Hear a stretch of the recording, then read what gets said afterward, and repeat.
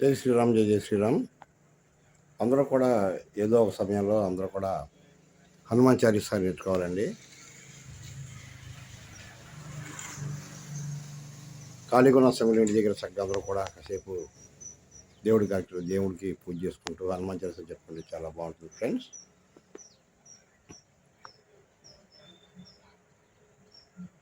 జయ హనుమాన జ్ఞానగుణ సాగర జయ కపీసతి లోక ఉజాగర రామదూత తులిత బలధామ అంజని పుత్ర పవన సుత నామ మహావీర విక్రమ బజరంగి కుమతి నివార సుమతికి సంగి కాంచన వర్ణ విరాజ సువేశ కానండలకం చిత్తకేశ.